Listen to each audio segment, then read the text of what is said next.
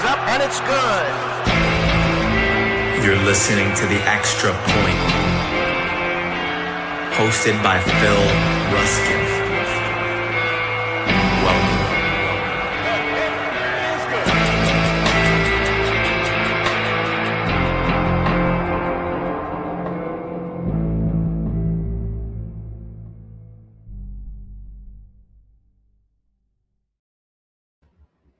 What up, what up, what up? Welcome to another episode of The Extra Point. It's your boy, Phil Ruskin. I am hanging out with my guy, as always, Kendall VanDerBilt. What's up, dude? Yo, man. Hey, I'll try not... No bad weather, no storms coming, so, let's talk some rookies. For those that missed the show last week, Kendall was here for all of about, I think, the intro and maybe 1 minute, and then he had a Wizard of Oz situation where he thought the tornado was going to just take him off there, so... Glad you're here. I'm glad there was no damage to the house. You and the fam are all safe. Let's talk some football, man. It has been a busy, that's the best word I can think of, busy last week or so with free agent signing. I covered a lot of the free agent signings last week, so we're not going to get into those. This is obviously a Dynasty podcast. It is a rookie show tonight, so that's what we're going to get into. But I didn't have a chance to ask you this question last week, Kendall. Is there a free agent signing that stands out to you above the others? That, or it could be a trade. We all woke up to a big trade this morning. I did. I'm on the West Coast. You guys probably were at lunch already. But Jalen Waddle to Denver. For those that didn't know, is there a new? I'll call it a new player in a new team that kind of stands out to you, whose dynasty or fantasy value you think is increased by his new team, new home? It's crazy. I think every single one of the moves there were very few that were nothing burger, in my opinion, like even these smaller moves. And I know the cap increased, so moves that we would consider somewhat smaller, like Dobbs. I don't think any of us see Dobbs in like a super phenomenal light, right? But because of the money and a few metrics, like it's a little more amped up, and it's still very noteworthy by displacement. So I won't mention the Ken Walker one, although I do think it's pretty significant in a lot of ways, but more for the NFL than for actual fantasy football implications. It affects one player more than anything. I think the Michael Pittman trade affects two teams in particular. Like, I've been a huge Alec Pierce truther, and I think that does... I think it does a lot for Pierce. I also think it does a ton for Jonathan Taylor. I think it really means that offense is a play action or give it to Taylor. I mean, without Pittman having more consistency out there, I also think it's massive for Warren. I think Warren at the tight end position for the Colts is an unreal winner. Him and Josh Downs are probably two of the most overlooked assets. Everyone's going to go Alec Pierce through the moon. Look at the money. Josh Downs was almost going for like a late first-round pick with what he could be for that offense, assuming Warren didn't become a thing. So, windows up, everything up for Warren. I think Downs could be a sleeper in the middle of the field if Warren's blocking a little bit more. And honorable mention, I am buying the Packers wide receivers right now because I think there's good coaching, good offense. I think Love is an underrated quarterback. He's always been efficient. If he ever gets the chance to throw it above an NFL average rate, the run game's just been too good for too long. If that regresses or an injury occurs and he's got to do a little Jacoby Brissett situation, I think there's a lot of room left for improvement across the board. I don't know who's going to emerge. My favorite buy right now is actually Jayden Reed. Remember we and you did the show over a year ago, and we did a segment talking about how Jayden Reed is almost worth 2 first-round picks we should probably sell. Nailed that. I think we're at it's too low. I think he's a better NFL player than when he's going for, and I think you can buy him for a second right now. I like that as pickup. Interesting, because in the annexation of Puerto Rico, I happen to own both Jayden Reed and Mr. Golden, Kendall. I may have taken a look at both of them. You have some seconds next year that could interest me, so stay tuned. We might have a live on-air trade. I'm going to give you 2 names that are less sexy because I think the obvious answer is, and I'm sorry, Kendall, I missed your first answer. I had an internet connection issue, so if you said this already, apologies. But the obvious answer is everyone's going to get Ken Walker steamed up to the moon because of the Chiefs and all the, he finally doesn't have sharps, and that's fine. I don't care. We talked a little bit about that last week. If you want to take If you want to take KW3 at the 1-2 turn in a dynasty startup, if you want to price him as the RB6, RB7 in an auction draft, I'm actually okay with that, right? I may not personally do that, but I understand why some people would. So let me give you 2 less sexy names, and here's the reasons why I'm going to give them to you, right? You know, the coach in me always likes to give the why. If you bought the Ja'Cory Krosky Merit Lotto ticket last year, I think you have a window where you still have some value left, because I don't think Jeremiah Love is going to make it to the Commanders. So if you have a Bill ticket, Rashad White's on a very small contract. He's okay. He doesn't scare me, right? They brought in, my brain just went blank. Chris Rodriguez is Jr. is out. So I'm sorry, they brought other guys that are they're just guys, right? I'll have to pull it. Give me 1 second to pull it. My point is that as of today, I think you have a timeshare between Rashad White and Bill. And if one of those guys can either win the job or can score some early season touchdowns, I think you have a window to sell. And Jerome Ford, thank you. I would sell both of those guys. And right now, if you were to try to sell those guys today, you're getting nothing. You're not getting anything. Nobody wants those players. You'd have to put them in a package of players to acquire somebody else, or to, I'll give you, a second rounder plus, Bill to get up to trying to think of a good name here, but man, it's tough because there's so many running backs that I think you just can't get up to. My point is, I think you can get something out of them. Especially to a running back room that's depleted. Yeah. You can work through very two different. If you're a dynasty manager, when you're running back depleted, the amount of copium, something could happen, I need a prayer, running back class, what am I going to do? Like, that player is actively looking for a prayer. Give them one. They're going to take it for what it is, and they're gonna see through rose-colored glasses a little bit. I've been on that side of the coin, and I could see enough of it. Maybe he does his Woody Marks impression for a year. I don't think we think it lasts, but he might be a meaningful producer, and not even just a I think that's my point. Is I think you could get Bill and a second, and see if you could get Monty. See if you could get Montgomery. That maybe doesn't get it done, but see if it's a second, and a third, and Bill to get up to Monty, right? So put something together where I think you could get Monty. I think has 2 more years in Houston where he's going to have some fantasy relevance, and then that's probably it. But I just don't see a path forward if Jaden continues to develop. If they bring in a receiver, right? I just don't see a world where their future is this running back by committee. So I do think Bill is a winner as of today, and I think he stays relevant. So he is a person that I am trying to, if I have him, hope that he has a good first half of the season and then sell him high for something, because I just think the wheels are going to fall off. The other player I want to talk about for just a minute, and I would say he was the winner because of the Max Crosby trade, but that never happened. So it scares me a little bit now, more than it would have last week, is Zay Flowers. Because when Crosby went to the Raiders for all of 72 hours, that meant no first-round picks for the next 2 years, which means no wide receiver help as a first-round capital. And remember, Zay Flowers, if my memory's right, Kendall, you can fact-check me on this one while I'm talking through it. I think he was in the late 20s, in the early 20s, maybe 21, 22. But he was a first-round pick for the Ravens. And so my point is that there just wasn't a lot of competition that was going to come in. So even though Flowers isn't sexy, even though it's not, Amon-Ra, Jamar Chase, JJ, it's not the big boys, he finished as the wide receiver 7 last year, quietly. He gave you some very, very usable weeks.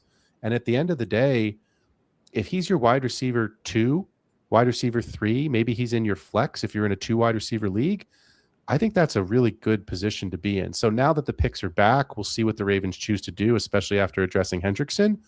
But I thought Zay Flowers was a winner last week. And again, everybody knows Kenneth Walker is a good player. Everybody knows Jalen Waddle is a good player, right? So you don't have to talk about the big sexy guys. So I think it's interesting to go and talk through some of these players that are less sexy, but are probably on a lot of rosters. So let's get in, man. Let's do it. I can't put this on the screen because of the language, but I like to comment. Jamie, we appreciate you. Yeah. Love you, Jamie.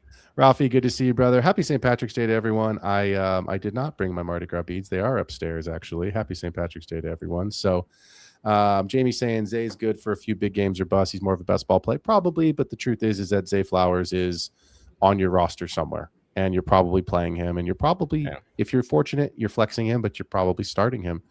And so I think there's some value there. So, Kendall, let's start at the top. And for those that are new to the show, we are going to go through some rookies on a deep dive tonight. But I've got my quarterback tiers here. They are color-coded to match the old Sleeper app.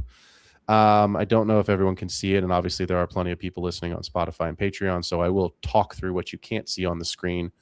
But we're going to go through some tier rankings tonight. These are my tier rankings. If you don't agree with them, that's great. If you agree with them, awesome. The beauty of this show is that we don't have to agree. That's why we do this show, is to give you guys ranges, tiers, and outcomes.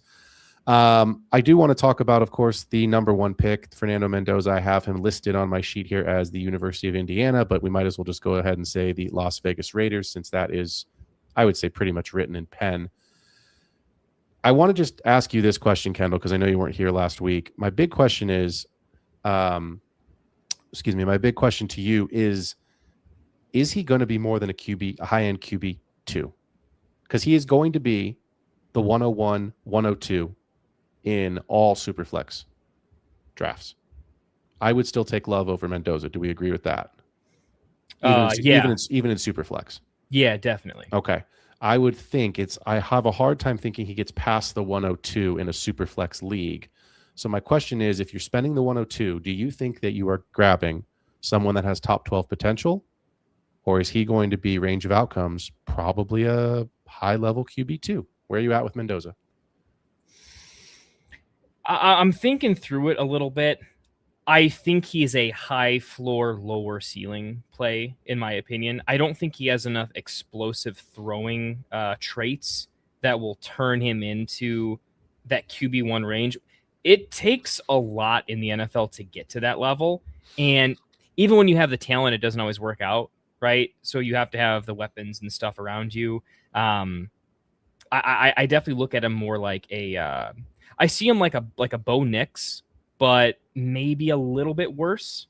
And I'm not a Bo Nix fan, right? I just think of where Bo Nix is ranked. I think he's athletic, but he's not as athletic as Bo Nix.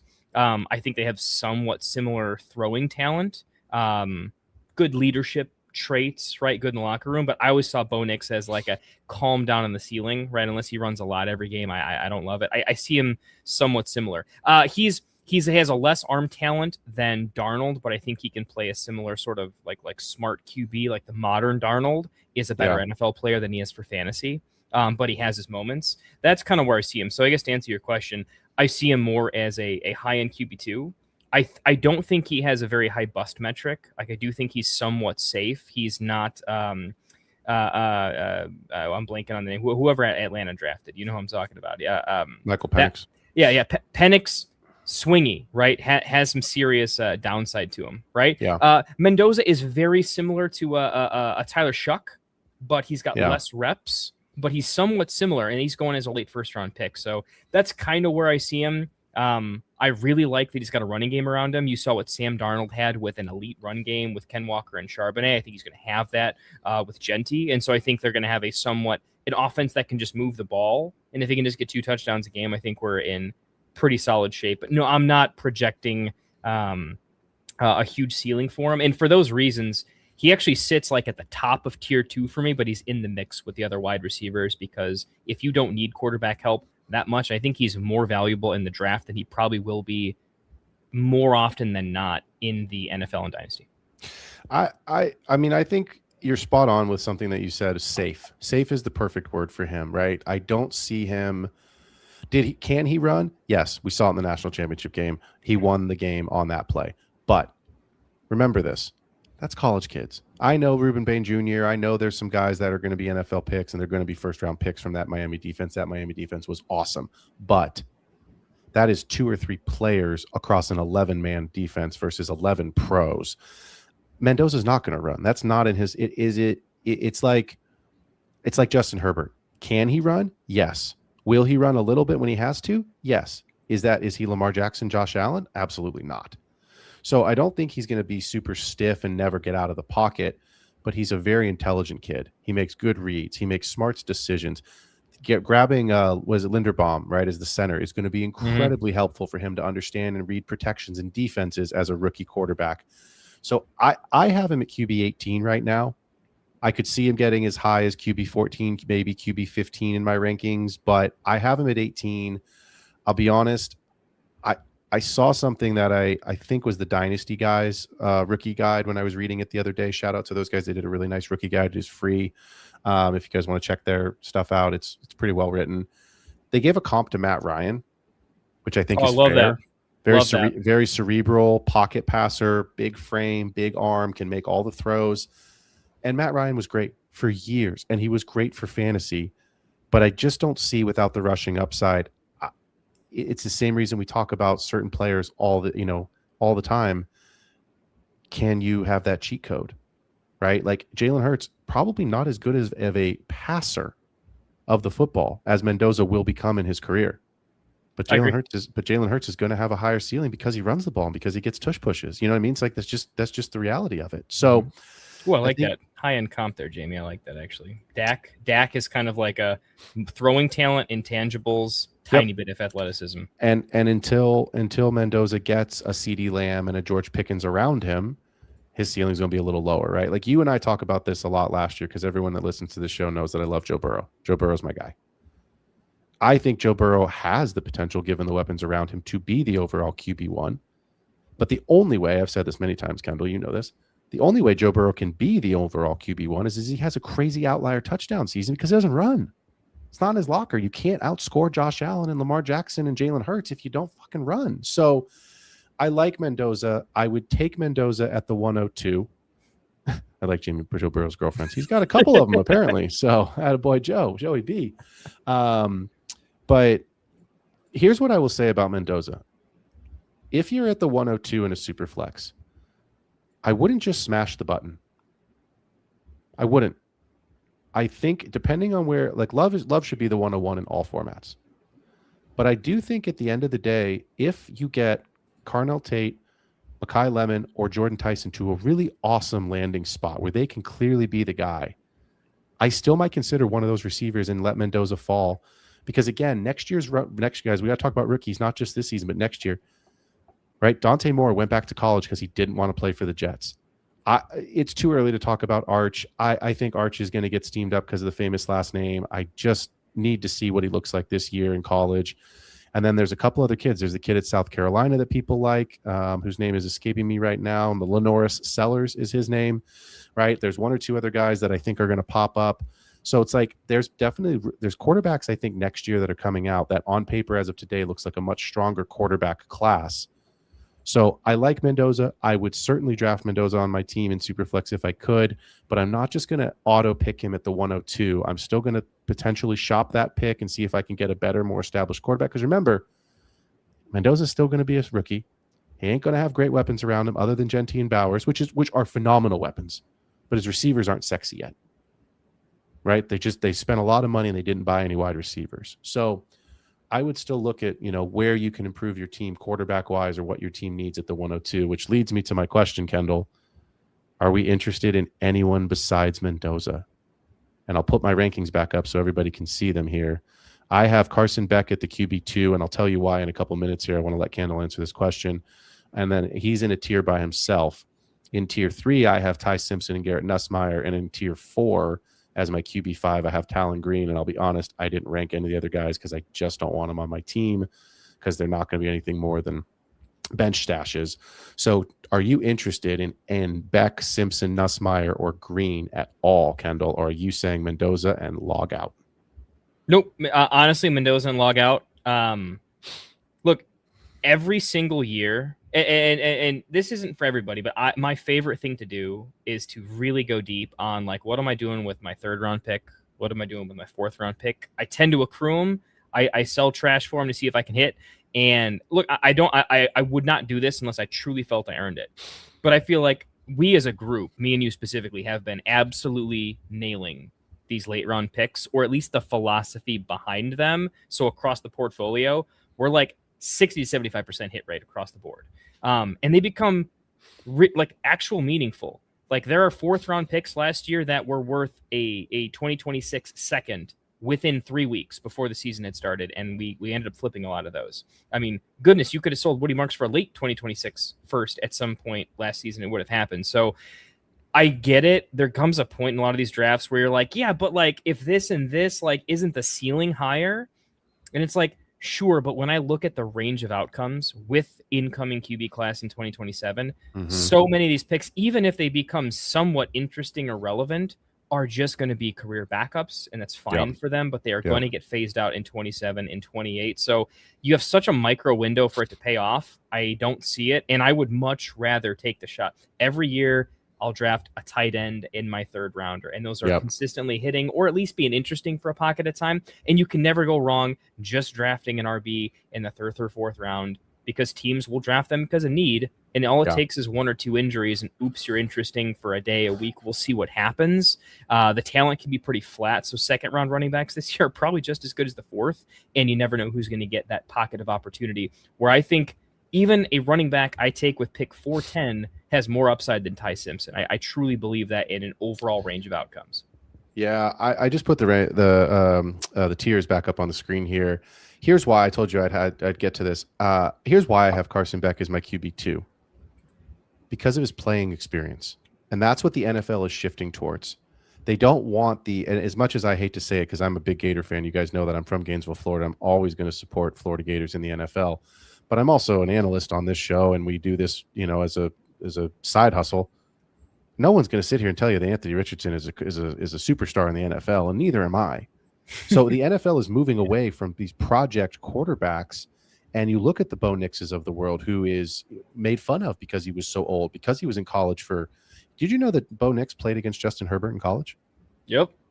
That's how old Bo Nix is that Justin Herbert's been in the league 5 years and is on contract number 2, and Bo Nix is on his 3rd year, right? So it's like, what I'm trying to make is Carson Beck going to be a starter? No. But is someone going to take him on day 2? Probably. Because he's a decent backup.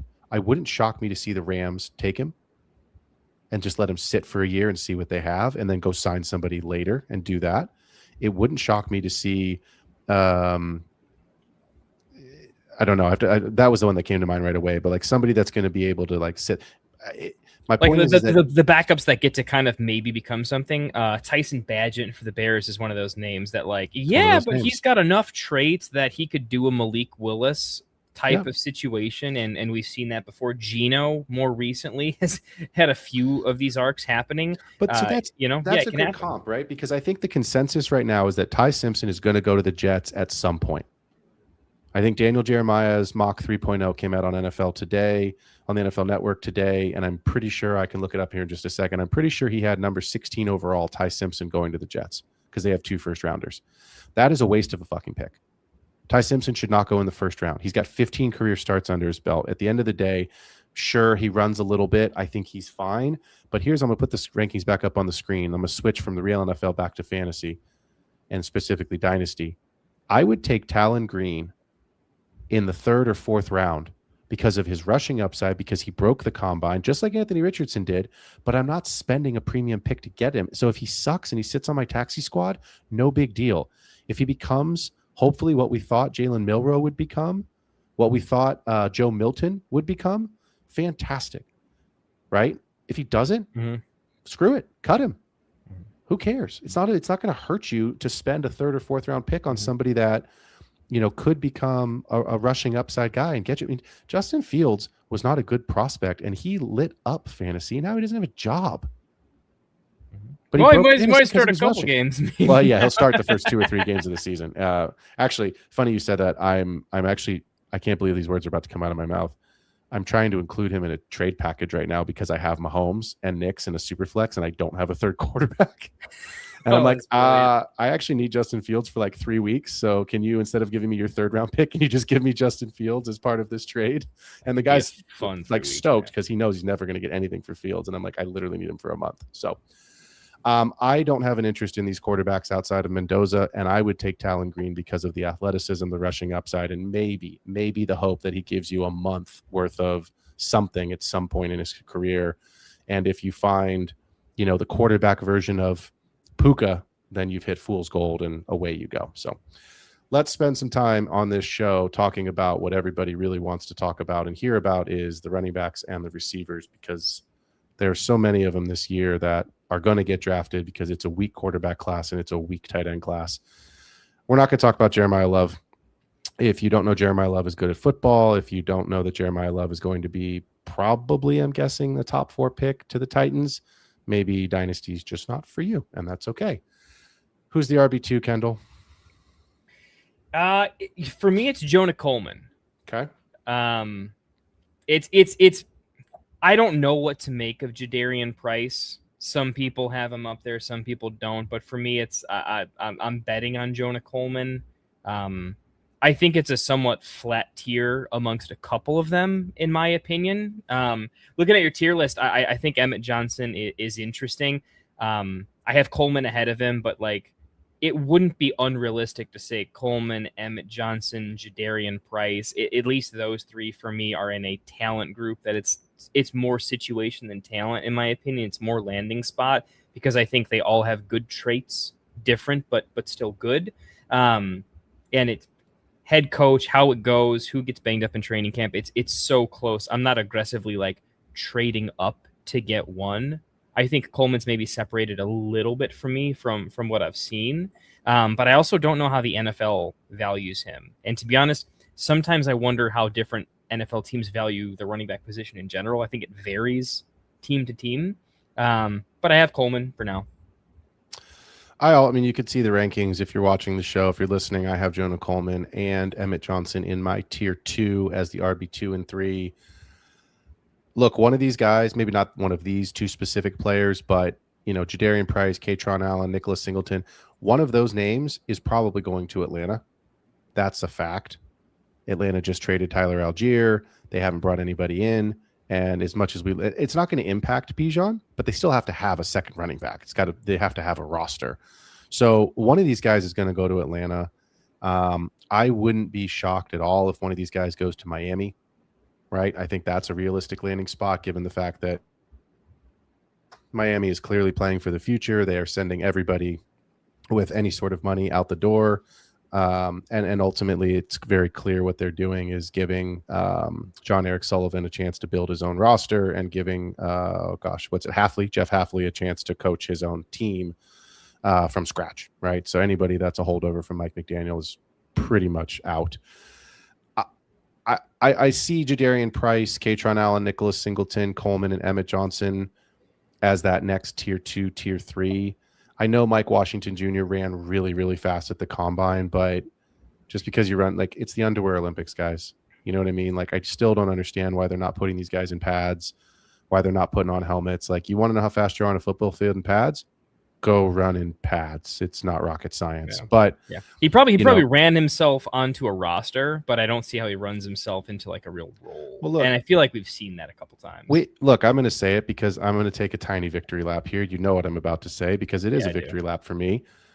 Xavier Worthy ran himself into a first-round pick, and Xavier Worthy's not worth a first-round pick. Rashee Rice is trying to make him a first-round pick. Rashee Rice is doing everything he can to make Xavier Worthy take his money, take his contract, and just say, "Hey, really is. You don't need you on the team anymore, Rashee, but we do have to pay Worthy. So can we get your money? Get some bucks." We'll see what Carnell Tate says about it.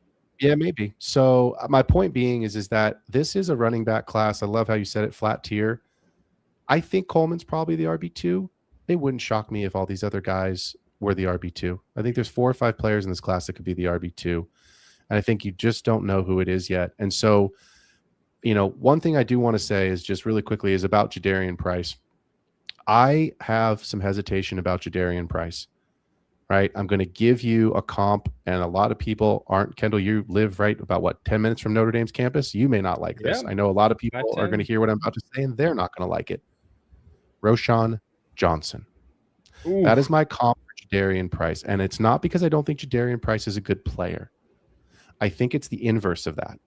I think people steamed up Roschon Johnson as he's this really good player. He's big, he's strong, he's physical. He just couldn't get on the field because Bijan was just so much better at Texas. And okay, that is true. That is true. But if you're that good, and we've seen this in college football, why aren't you playing more? Why aren't they rotating you? Because college football, truthfully, is not about producing just the next pro player. They're trying to win national championship. These guys have jobs to go and get, right? So to keep, I should say, right? So at the end of the day, winning college football games, winning the national championship helps your recruiting class. It gets you more money, keeps your job, you get a bigger contract. It's about 10,000 different reasons why you want to win. My issue with Jadarian Price is similar to Roschon. If he was that good, why wasn't he competing with Jeremiah Love? Is Jeremiah Love just that much better? Probably. But I'm scared of Jadarian Price. He's never off my board. Don't hear me say like this guy's off the board, don't draft him. That's not what I'm saying. I'm saying don't worry if Jadarian Price winds up as the RB2 and he winds up in Carolina. I would have some hesitation. I would, because Chuba's still there and he's under contract. They've still got Brooks, who was a first-round pick and has missed his entire NFL career because of two-year and season-ending injuries. And eventually I don't know if he could become something. We just don't know with Brooks. He might be nothing. He could become the guy in Carolina. Jury's still out on that one.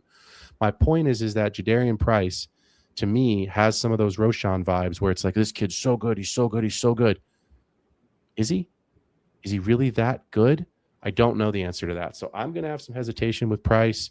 And I think you all should too. I think at the end of the day, I want to see obviously landing spot. I'm just going to say this and then we'll move into the wide receivers. Kendall, I can't separate these two Penn State guys. So I'm going to be honest, both of them to me, if I'm on the clock in the middle to probably the late second, and one of them's on the board, I'm going to hope that the other one gets taken, and then I'll probably just take whichever one is left.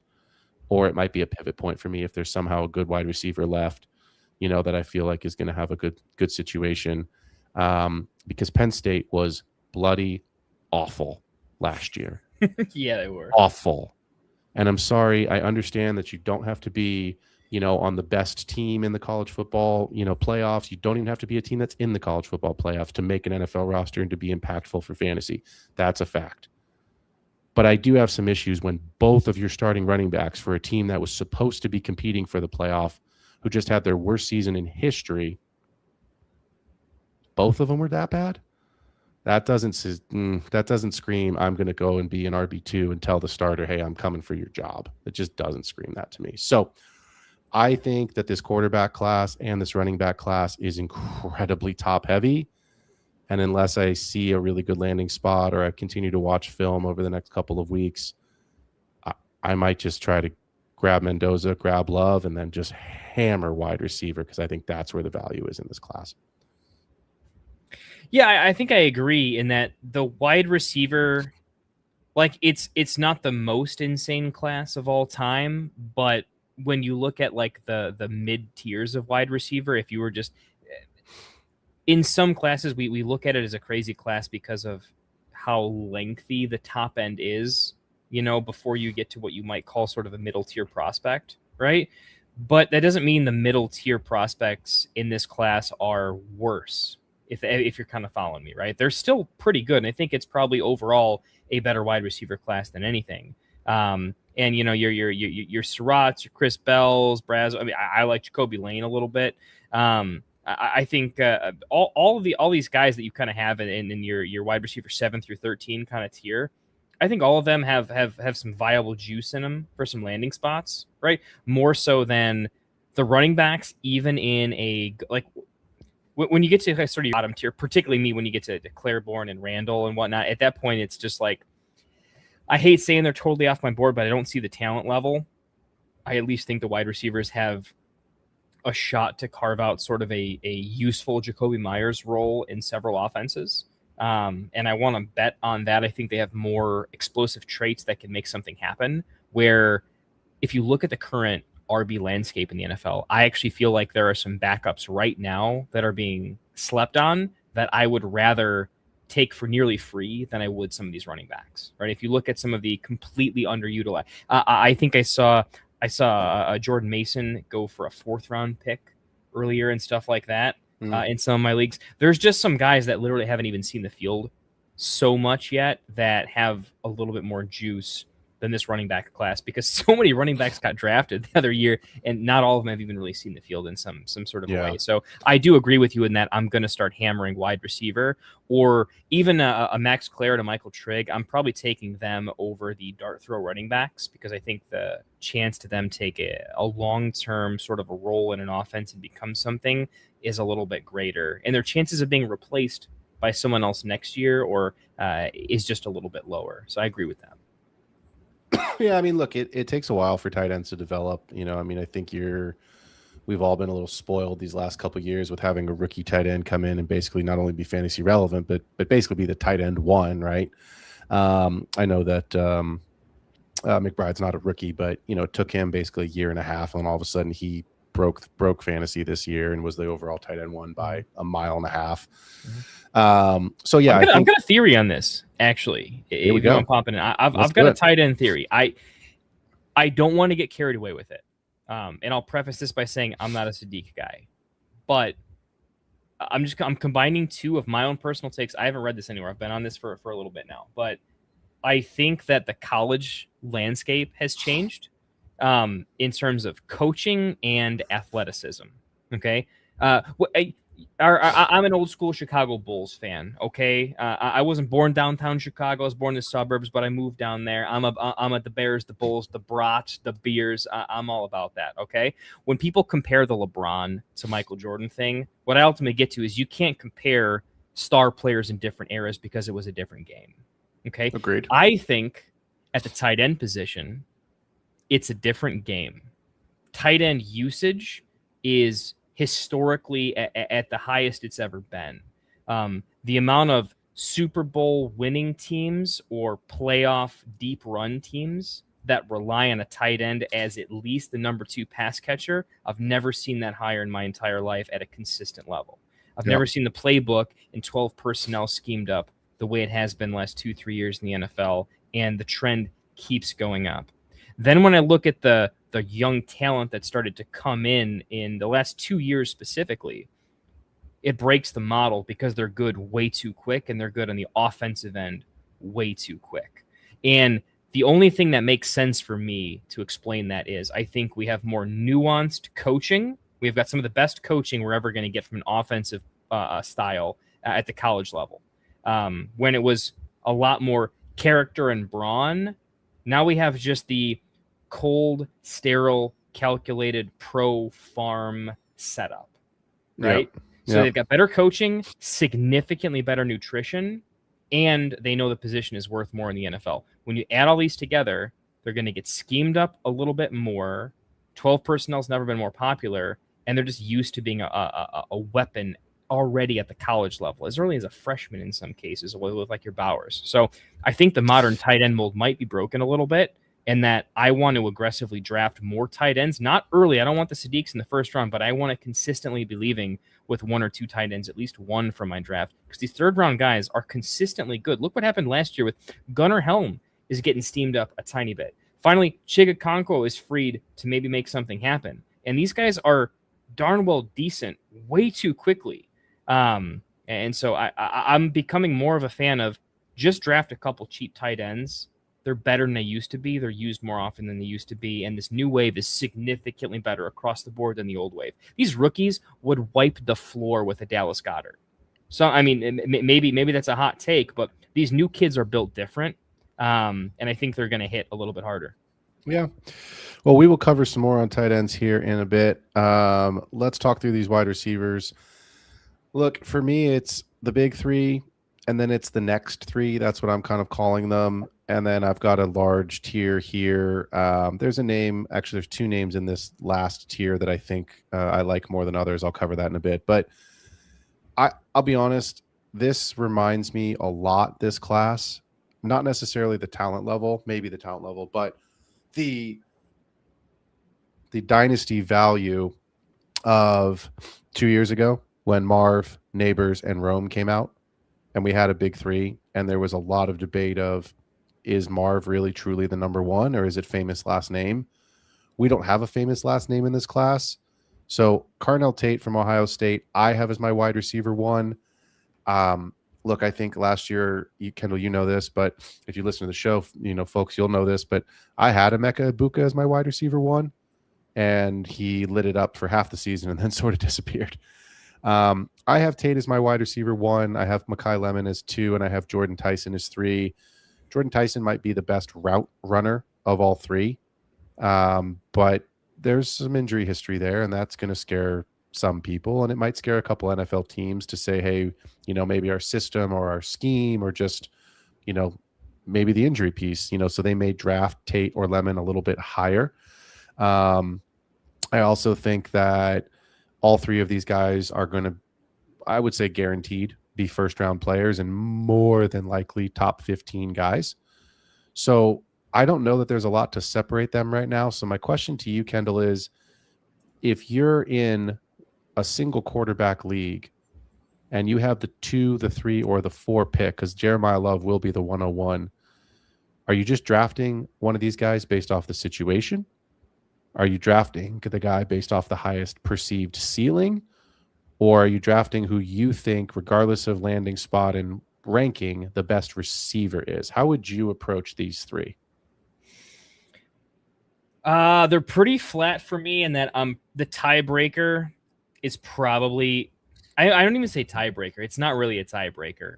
Landing spot is probably going to tell me everything. Landing spot tells me if they have what's their percentage chance to be the wide receiver 1, what's their percentage chance to be the wide receiver 2. Yeah. Right. Landings, that's a big deal, right? In landing spot. And I don't mean that like there are some teams where I'd rather have the chance to be a great wide receiver 2 is better than the wide receiver 1 in a bad offense, bad quarterback situation, right? So there's that element to think of. I'm probably going with safety for the most part because I think they're all good. I used to play the game in a much more risk reward, let's die hard. The more I've found consistent ways to just build tiny 1-2% edges, gain value in a predictable, accruable fashion to then make bigger moves and take risk where it's presented in a much more palatable fashion. I don't want to just swing for the fences. If I wanted to swing for the fences, I would just take Jordan, right? He's clearly the best prospect profile, clearly the best route runner. When healthy, it's honestly not close. Yeah, but there's risk there, real risk. And I don't like the idea of a non-risky player has this nice fun range of outcomes where it's all good, it's all profitable. And the risk when it goes from like could be slightly better than what you had anticipated versus the floor bottoms out, I don't think the loss is worth the reward. So I'm going to go with probably the safest consensus high pick. It's probably how I'm looking at it. Let me give you 3 teams. We're going to play a game, and this game is going to be called Receivers Are Blind. Wide receivers are blind. The New York Giants, the Cleveland Browns, and the Los Angeles Rams. Don't worry about which of the 3 goes to which team. Which receiver do you want? The Giant, the Ram, or the Browns? Brown, Giant, Ram. That's your order. Brown, Giant, Ram. Okay. Correct. Okay. Here's why I picked those. Because I pulled up Daniel Jeremiah's mock draft from today, the NFL Network. He's pretty darn smart. He knows what he's doing. He's plugged in. I know a lot of he has the linebacker Sonny Styles from Ohio State getting mocked in this one to the Giants. Sure. But there is a lot of steam around a wide receiver going to the Giants. All right. And we all know that, right? They're trying to put Jackson Dart in a place to be successful.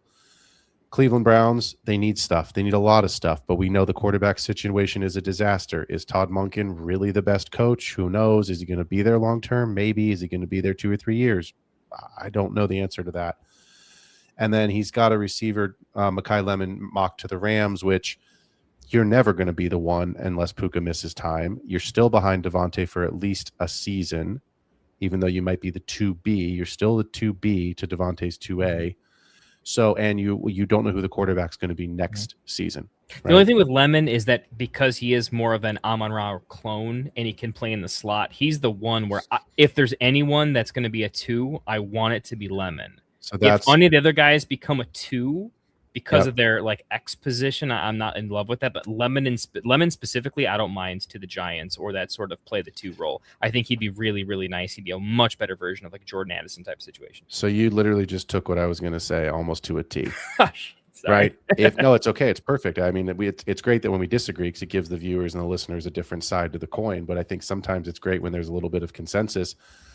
I would take whoever the player is at the Giants probably first. I like the offense. I like the quarterback. I like the ability to be in a big time, playmaking role. The Browns is going to scare me a little bit. I understand that is the player who clearly has the easiest path to being the guy. But again, who's the quarterback this season? Who is it next season? And who's the coach long term? Because this is Dynasty. This isn't just 1 year, redraft. And if it is somebody that goes to the Rams, I would have the Rams as my 2 spot, because ultimately, even though the quarterback is most likely going to change next year, and it's possible McVay's not there, we'll see what happens. There's lots of McVay seems like he's leaving every year and he keeps coming back. So we'll just assume he's the coach. But I think Devontae and Stafford, I think this is it. So I think you're going to get a little bit of a teeny tiny discount on whoever winds up with the Rams, because there's going to be that fear that like, well, you'll never be better than Puka. Well, Devontae's still there, so you're never going to be, like, what's his first year? I want to draft with the 103 someone that's going to go straight into my lineup and produce points for me immediately, and we all do. But the reality is that unless you have Justin Jefferson or Jamar Chase, who broke fantasy just like these tight ends did their rookie season, you're waiting, right? Emeka Egbuka, great first half of the season, fell off the second half of the year. JSN, garbage first half of the year. It's one of the worst trades I have ever made in my life, trading JSN away. I got Achane and I think Rome back, which isn't terrible, but it's not it's not great. I'd rather have JSN. So it's like you end up looking at these guys and saying, well, like, the year 1 outcome scares me. Wide receivers still take a little bit of time to develop. So I think whoever lands on the Rams, don't discount the fact that, yes, their year 1 production may not be perfect, but let me give you this comp. And I'm not saying that this is the exact same comp talent-wise. Luther Burden, for a while, was the number 1 wide receiver in college. People all forget that. And he was not one of the earliest picks last year. I think I have to go back and look. I think he was like wide receiver 4 or 5 in that class. 4 maybe, right? All of a sudden, DJ Moore gets traded. Caleb's playing a lot better. You've got Rome, you've got Loveland, and you've got Burden, and that is the core. And if you took Luther Burden in the late 2nd round last year, like I did, and a lot of people did, you are stoked. You're absolutely stoked, because you have someone that is the Bears wide receiver 2 who could end up being the wide receiver 1, and he was the best prospect in that class coming out of college, and he dropped because I don't remember. He was older. He had some injury stuff his senior year. He only had a really great senior year at Missouri. He wasn't superstar, the first couple of years. So that's my point with these big 3 is even if someone goes to a place where the path to playing time rookie year isn't the sexiest, don't discount that. Let's talk through this, what I'm calling the next tier. For those that can not see the screen, I really like KC Concepcion. I think he's a fun player. I think he could be really good. I'll be honest, I think he's going to wind up in Miami. That's just my gut feeling. That's where I think he's going to wind up. I have him as the wide receiver 4 at the top of tier 2. I have Omar Cooper Jr. here at the top of the tier as well at wide receiver 5. I debated going back and forth between Elijah Surratt from Indiana, and Denzel Boston. I have Boston at wide receiver 6 right now, but I could see that changing. So I have Surratt at the top of tier 3, but it's early. The only really give you the reason why, because again, the coach in me, let me tell you the why. I think sometimes the guys that win the national championship get steamed up a little bit. Right? There was a couple guys that came out of Washington. Rome was clearly the guy. Jalen Polk and someone else, Kendall. Who was the other receiver, if you can remember, that came out of that Washington Huskies team that lost in the national championship? Penix was the quarterback. I don't remember who that 3rd wide receiver was. I know Boston was on that team, but he was young.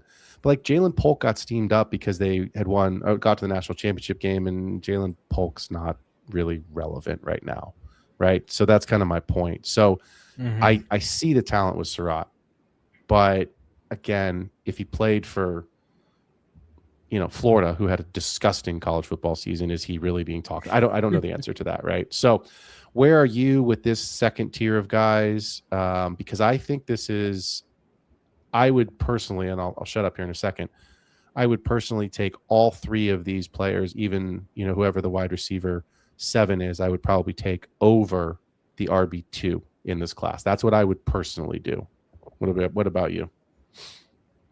Yeah, I like this tier a lot, actually. I want to buy the discount. I like them a lot. I feel like because of the lack of talent in the draft class, they're not going to have the same draft discount that you might see in a couple of places. Like they kind of fit to me like the same, Luther Burden, Jaden Higgins, Harris, Trey Harris types of stuff. But I actually think they have a little bit more upside because I think the destinations have the chance to be quite a bit better. Like you mentioned, Miami's really, really great destination. There's a couple spots where wide receiver 2s could be really, really elevated in a couple spots too. I think, you mentioned the Giants, for instance, at some point in time. So I like the tier. I almost think Concepcion, I think he's almost in a tier of his own.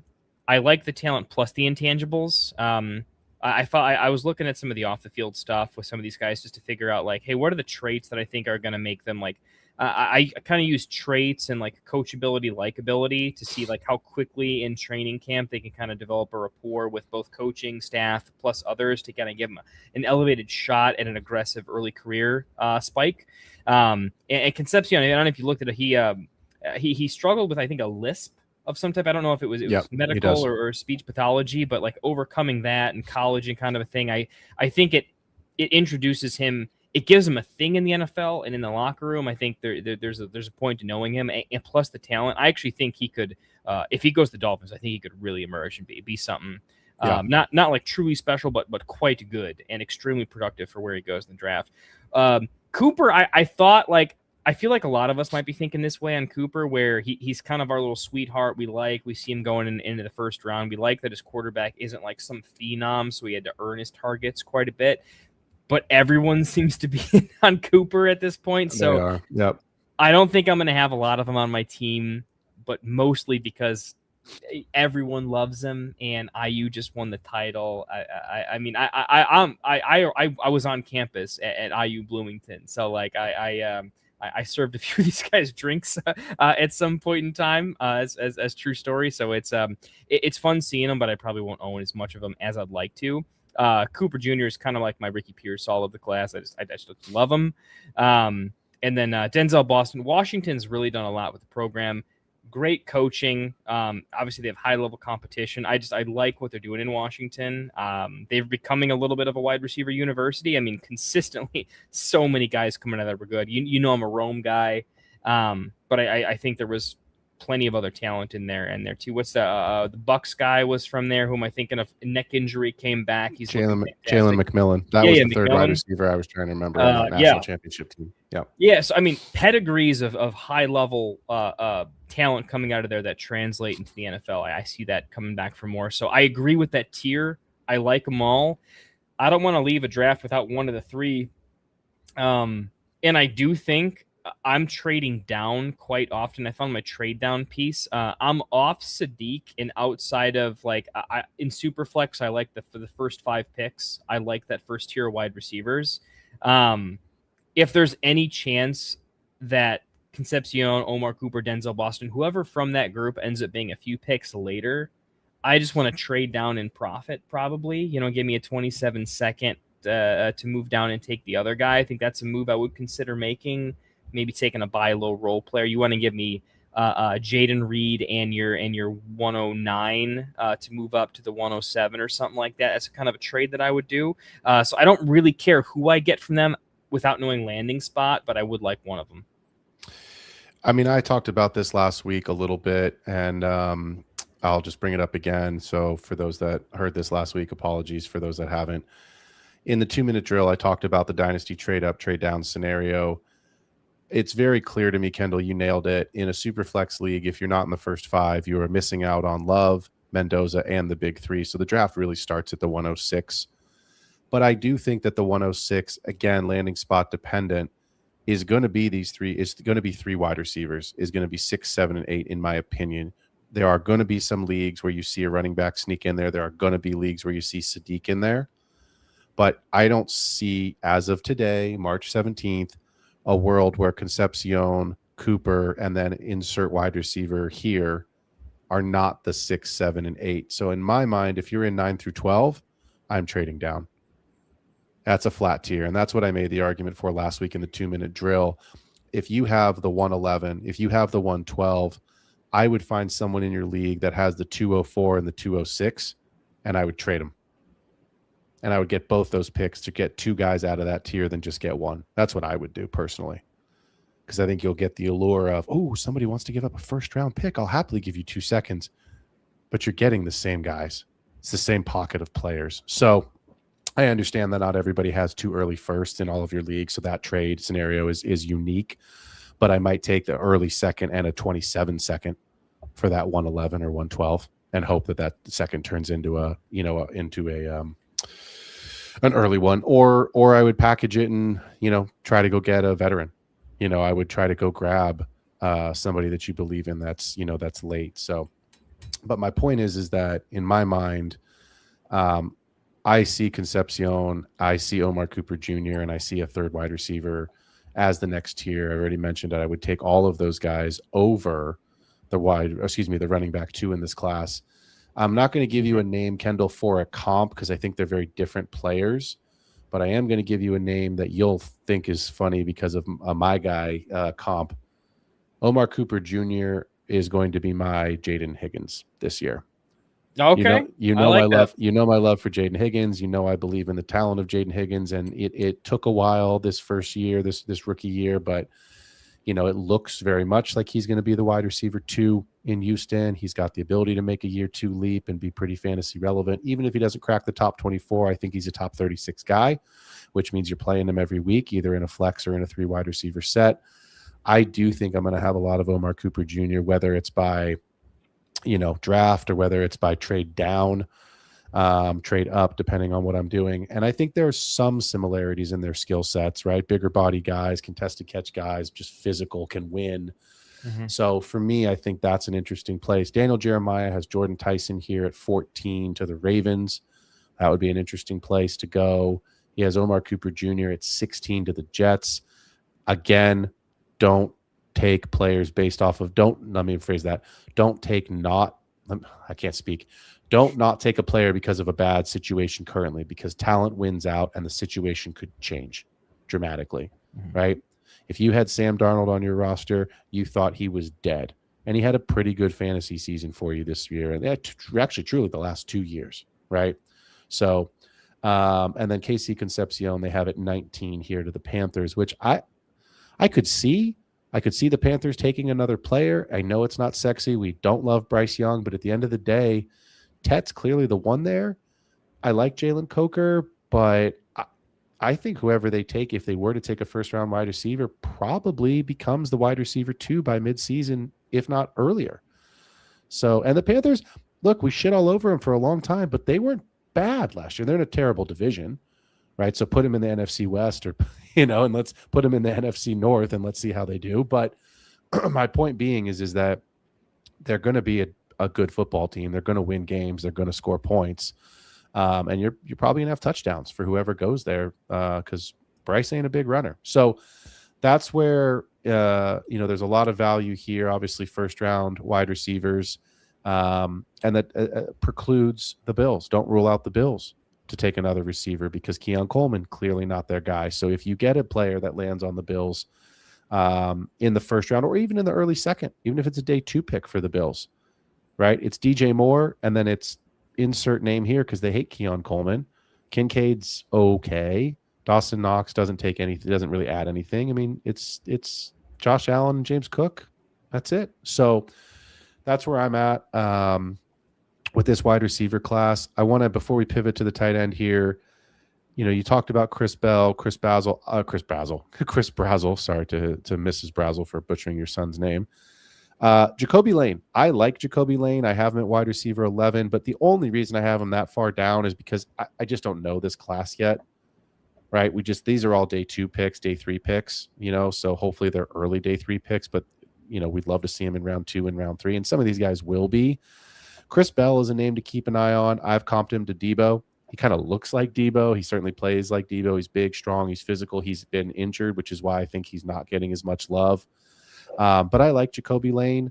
I think he's a good player. Again, when you've got a Brian Thomas Jr. who's kind of getting overshadowed by Malik Neighbors, BTJ had a great season and then had a disaster of a season in year 2. So we still don't know what BTJ is yet.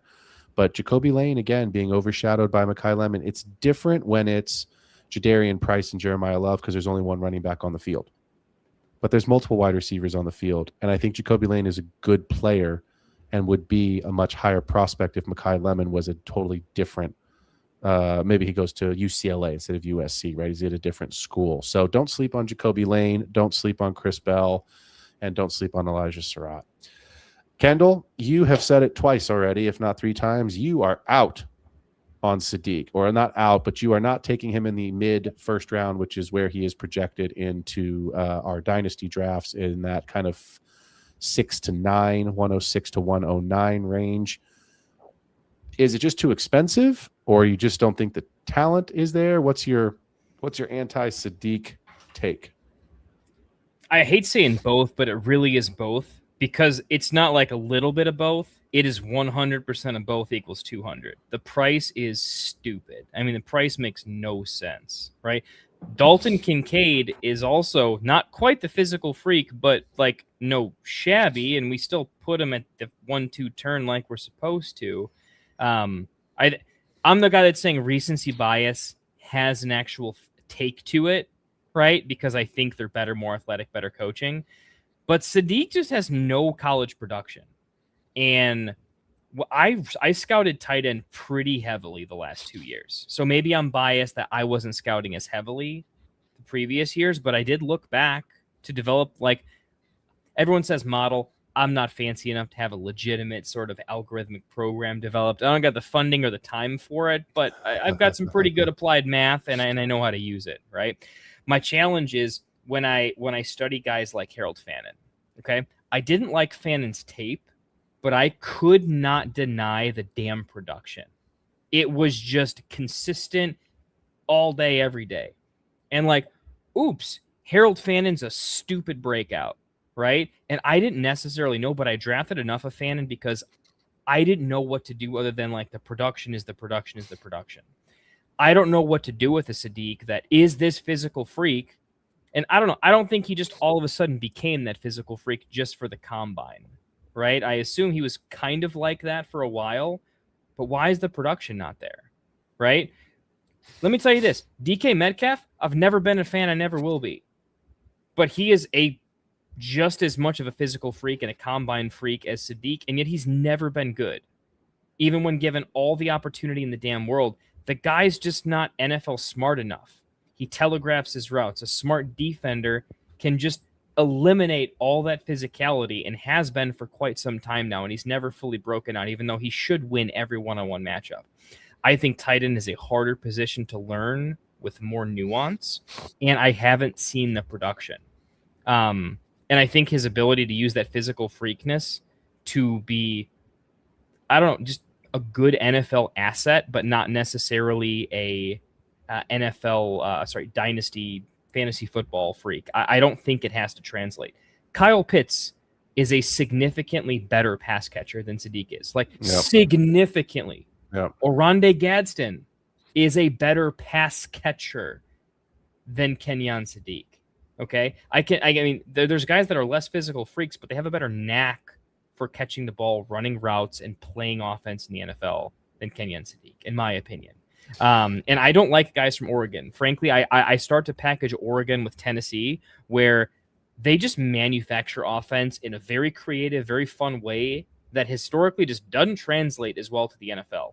It's too kitschy. It's too manufactured. It's not an NFL offense, in my opinion. So I have so many reasons to say, you know, if he wasn't steamed up as much, would I love to take him in round 2? Absolutely. Sign me up, but he'll never get to me there. And at the end of the day, he's still just a tight end. He's still just a tight end. So the fact that even if he has an okay season, he literally might have a fine NFL season and never see my starting roster in year 1 and 2. Like, that's just way too much for a first-round pick. Yeah, so I love the Kyle Pitts comp because that's where I was going to go with the negative, the anti-take, right? Like Kyle Pitts also broke the combine, Florida Gators. So again, always going to root for the Gators, but wide receiver, excuse me, he was basically Florida's wide receiver his senior year because they didn't have anyone. That Florida team was good, not great, and he was the number 1 pass catching option. Tight end 7 his rookie season, and then disaster for the next 3, and then he finally gives us a tight end 2 season. Here's what I'm going to say about Sadiq.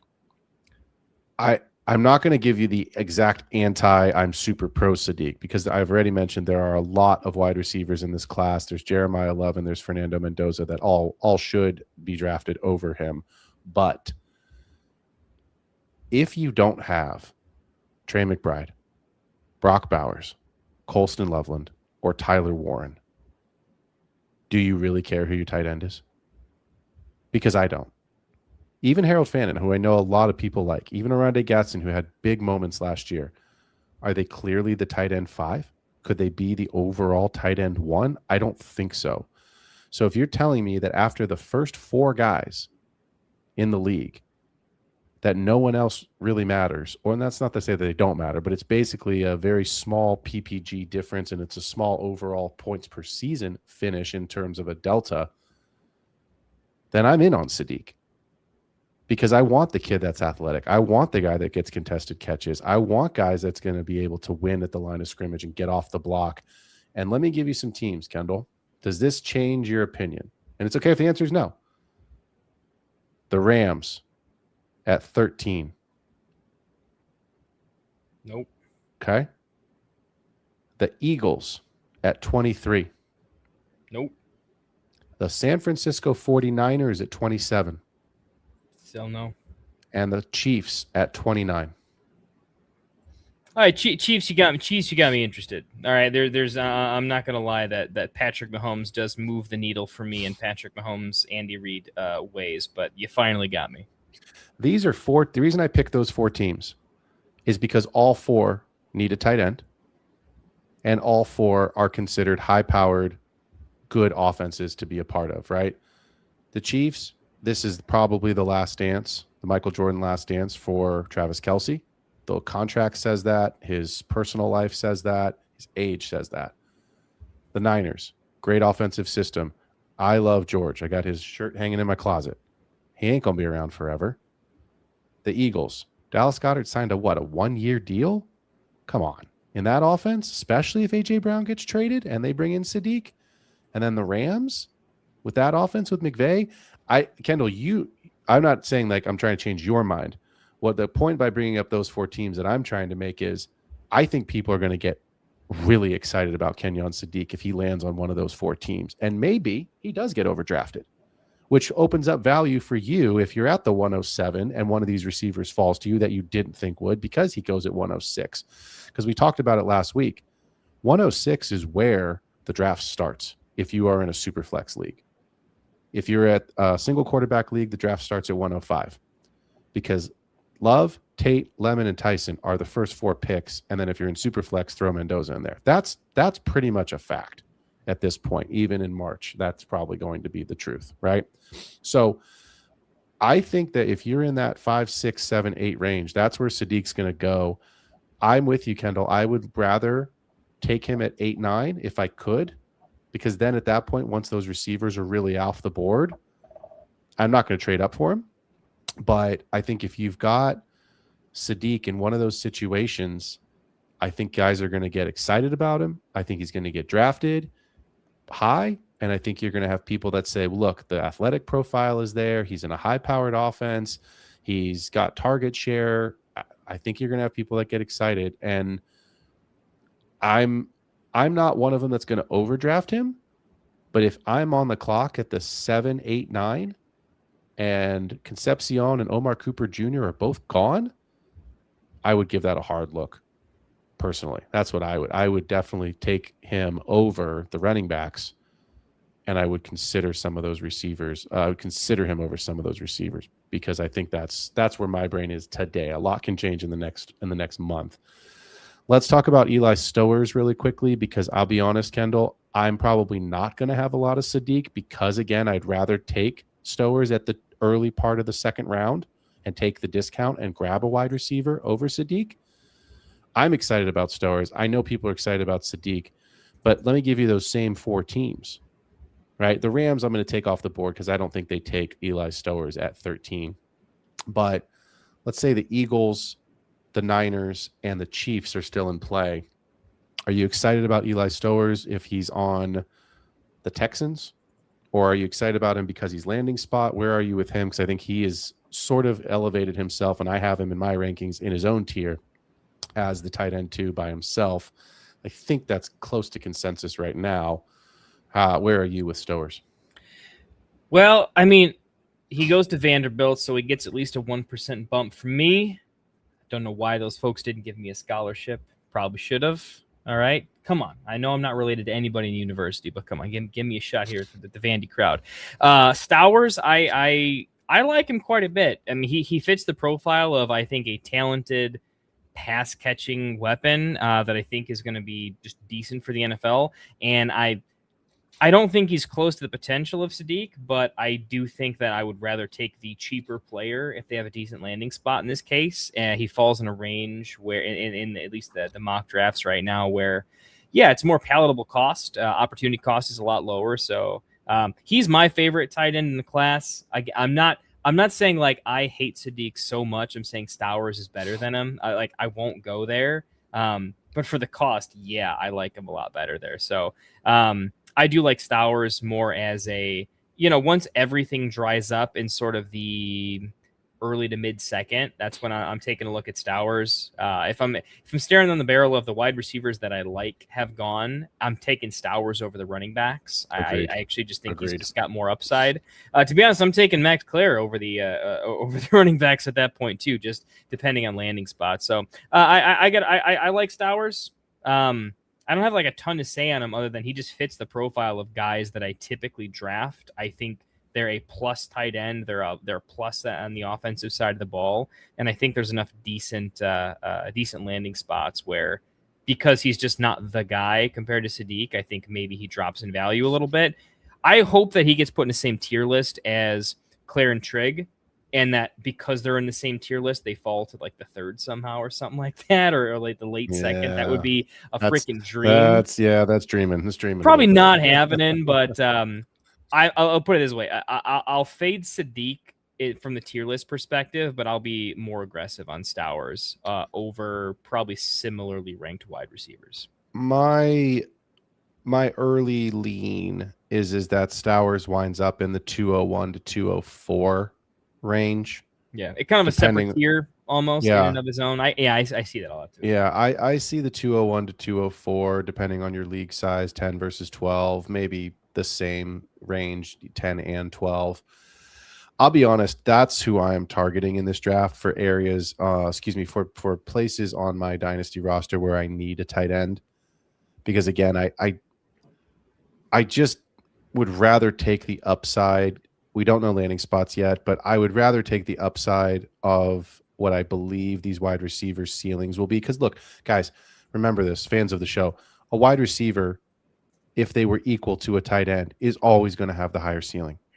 Even in the heyday of Mark Andrews and Travis Kelce, when they were first-round picks in your redraft leagues, and they were rightful first-round picks in your redraft league, if they'd been a wide receiver, they were still finishing in that, wide receiver 2, high upside, but like wide receiver 12 to 15 range. That's where they were finishing. So I think you're going to have to remember that, because again, tight end is that onesie position. It's just like running back. Oh, I got to get a running back. My team needs more running backs. Oh, I could have the next guy at tight end.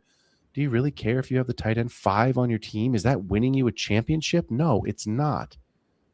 So it's like, don't burn the pick because you need to have a tight end. Give yourself the player that's going to have the highest upside. So I'm targeting Stowers in drafts where I own that 201 to 204 pick, whether it's mine or an acquired pick. That's where I would like to draft him and shoot for upside with that wide receiver. Mm-hmm. in the second half of the round. It's worth mentioning on Stowers' particular. There's a reason why I think he's like a safe, solid pick, and that like his NFL comp is a pass catcher. Okay, he profiles like an Evan Ingram, undersized, has speed. His combine time was 4.5, I think. Probably look it up real quick, but he's quick. He's a pass catcher. He's quick, but also undersized as a blocker. So with tight end, you want someone who's going to be drafted to a role, and that role to be fantasy relevant. He's going to be drafted similar to like how Oronde Gadsden was drafted. He's more athletic and fast than he is an inline blocker. Yeah. He's going to be used that way. And because of that, he should get on the field as a pass catcher early. If he gets that decent role where the team needs him to be that pass catcher, the chances that he can have a much more significant elevate, like Sam Laporta kind of burst onto the scene a little bit. He can absolutely do that for a team that it ends up in. There's other tight ends where they have a mixed skill set, and you don't really know what their role is going to be on the team. Stowers, you're going to know his role based on who drafts him, and you can draft with confidence in that role. Makes him an easy pick. I'm going to be honest. I see Sadiq or Stowers winding up with 49ers. I do. I think the Niners are going to take somebody, even if they may not take Sadiq. Sadiq may not be on the board by the time the Niners pick, but like, I know they just re-signed Jake Tonjes, and that's fine for the season, right? But like, is that really going to be your long-term answer when George goes? I think they take Tonjes for that. I think it's a year, maybe it's a 2-year deal. I think Tonjes got, and he's a good football player, and he helps, and he's not going to be, atrocious. He's not a blocking tight end that's not capable of catching passes and touchdowns, but they're going to take somebody at some point to prepare for life after George. The Chiefs would be wise to take somebody and prepare for life after Kelsey, because they've not made a financial commitment to Noah Gray. They haven't. And so I think you're looking at, unique situations with certain teams, that would be attractive. The Rams, I would think, would take a tight end if they pass. And I would think the Rams will take a receiver at 13 and try and win the Super Bowl. This is Devontae and Stafford's last season, in my opinion. So I think if the Rams take a skill position guy, they're taking a receiver more than they're taking a tight end, and they'll figure that part out later. Because the one thing the Rams have always done is traded picks to go get veterans. Right. So they'll figure that piece out at some point. So I think for right now, Stowers is a kid that I think probably winds up in a good situation. I think Sadiq probably winds up in a good situation. We'll go from there. The show's running a little long, so I want to kind of wrap it up here. But I think there's some other names, right? I think you've mentioned Max Clare a couple times. We didn't get a chance to talk about him tonight, but I like Michael Trigg. I think he's interesting. I know a lot of people are like Justin, and I don't know if I'm saying Jolly or Holly, but either way, the kid from NC State, there's a lot of people that like him. I think that's kind of where the list ends. I know if you go and jump on all the different websites, they'll have all the tight ends ranked, 1 through 6, 1 through 10, 1 through 15, however many they've got on their personal site. But Michael Trigg is an interesting name. You mentioned maybe using some of your third-round picks, on tight ends. If I have a third round and Trigg's on the board, I'm absolutely going to take him because at that point, I'm done with wide receivers, so I'm taking running backs and tight ends and just hoping that I find a Kyle Manung guy at running back, right? Or I find an Oronde Gadsden who was a third-round pick last year, sub fourth-round pick. He might have gone on your waiver wire depending on the size of your league and your draft. So I think those are some interesting names to keep in mind, and we'll continue to break these rookies down over the next couple of weeks. We will continue to do more deep dives on these players, and of course, as new information with trades and free agency comes about, we will get you all ready, prepped, and primed for your dynasty drafts here coming up in about a month. Thank you, Jamie Pirog. It's pronounced Joe Lee.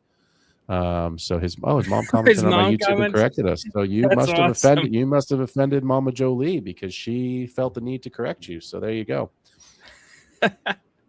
That's awesome. Kendall, I don't want the show to go all night, so we're going to wrap it. But if you want to hit me up in the green room, I would be interested in having a discussion about Jaden Reed. Yeah, maybe. I would be interested in discussing Jaden Reed in the annexation of Puerto Rico League because I feel as though he is an asset that I could be tempted to move on from. Yeah, you need a different solution than Reed. And he's not. You don't think he's a bad player, but he's not doing enough for your team. So this could be a win-win. I also have Matthew Golden on that roster. I could use a veteran. I could use a couple of picks. So I think there is a trade that exists there for us. I've got, just for those that want to get excited, at least feel like you're part of our league, I've got Brock Purdy, Austin. That's how my brain's working right now. Apologies, Mrs. Genty. Ashton Genty, Kinshawn Judkins, Devonta Smith, Emeka Ibuka, Jaden Higgins, Colston Loveland, and I have 3 flex spots that I need to fill out. I have Jordan Love as a quarterback, so I have Jaden Reed, and I have Matthew Golden. I would like to move one of them. So, yes, I think we could look at something here afterwards. So that's going to do it for the show. As always, please message us on Sleeper at P Ruskin at, what are you, KendallTFFT? That's me. Yep, KendallTFFT. Should be on the screen, I think, in the title card there. We have leagues that we are forming all the time for Dynasty. If you want to come and play in our league, if you were listening to this show, you are probably super tuned in and would be a good asset for our leagues. Certainly reach out to us on Discord. Make sure you hit that like and subscribe button. It helps the show grow. It helps us continue to grow. And it helps us to continue to do this every week and bring you guys more content. We know that's what this is all about. DM me. I mentioned this last week. I'll mention it again, but I also am a writer. I've got written articles. I've had a couple people reach out this last week asking for my written content. I should have a new article coming out about some additional information that we didn't get to tonight about landing spot and where to target certain players in your draft. That's my article this week. So if that interests you, hit me up on Sleeper at P Ruskin and we will get you that information. For all of us here at the Get Right Fantasy Network, for myself, for Kendall, this has been another episode of The Extra Point. We appreciate y'all being here. We will catch you next week. We out. Fantasy is the play. Marking nothing, but I tune in every Friday. Strategies provided, I will lock in every way. So go